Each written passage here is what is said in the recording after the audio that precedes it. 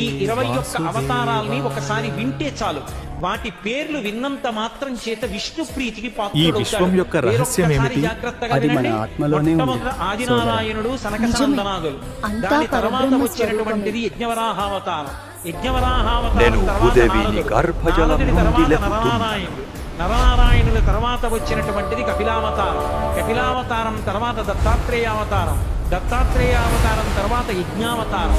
యజ్ఞుని యొక్క అవతారం తర్వాత వృషభావతారం. వృషభావతారం తర్వాత వచ్చింది పృథు మహారాజు గారి అవతారం.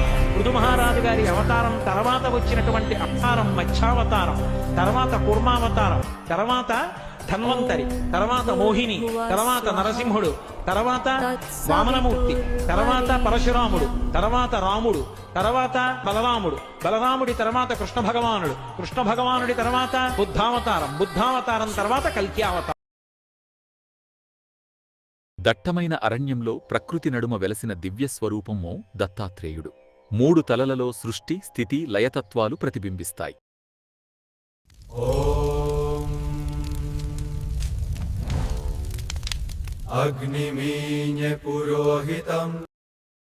రాజ్యవైభవం మధ్యలో జన్మించిన మహానుభావుడుదాం రిషభదేవుడు. అన్ని సుఖాలను అనుభవించిన తర్వాత జీవిత సత్యాన్ని గ్రహించి వైరాగ్య మార్గాన్ని ఎంచుకున్నాడు. భూమాత గోవుగా ప్రత్యక్షమై ఆయన చేతుల్లో పాలు రూపంలో జీవశక్తిని ప్రసాదించింది. ఆ పాలు భూమిపై ప్రవహించగానే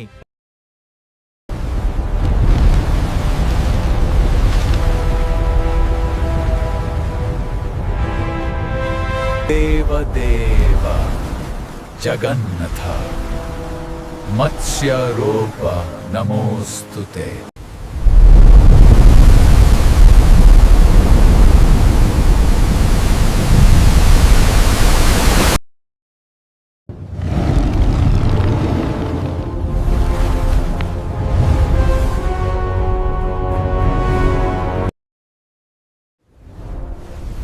క్షీరసాగర మథనంలో వెలసిన దివ్య వైద్య స్వరూపం ధమృత కలశాన్ని చేతిలో ధరించి దివ్య మాయ స్వరూపంగా అవతరించిన అపూర్వ సౌందర్యం మోహిని.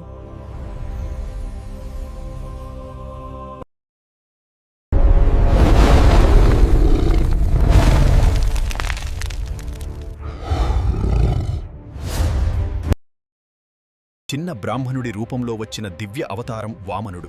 వినయంతో అడిగిన 3 అడుగుల భూమి అహంకారాన్ని జయించిన మహాపాఠంగా మారింది. హర హర మహాదేవ్!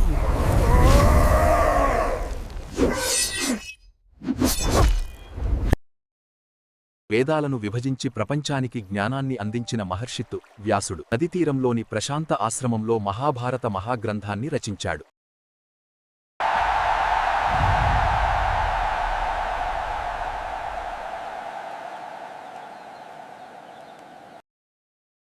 అపార బలం మరియు ధర్మానికి ప్రతీక బలరాముడు. భూమితో ఏకమై ప్రజల జీవనానికి ఆధారమైన వ్యవసాయాన్ని పవిత్రంగా నిలబెట్టిన దివ్యశక్తి.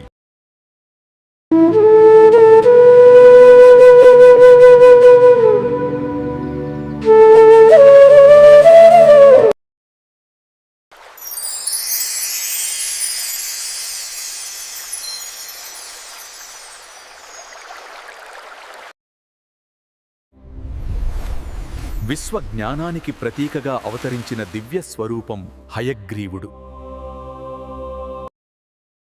పరమజ్ఞానం మరియు వివేకానికి ప్రతీకవందు హంస అవతారం. కాస్మిక్ సరస్సు మీద తేలుతూ సత్యాన్ని తెలుసుకునే మార్గాన్ని బోధిస్తుంది.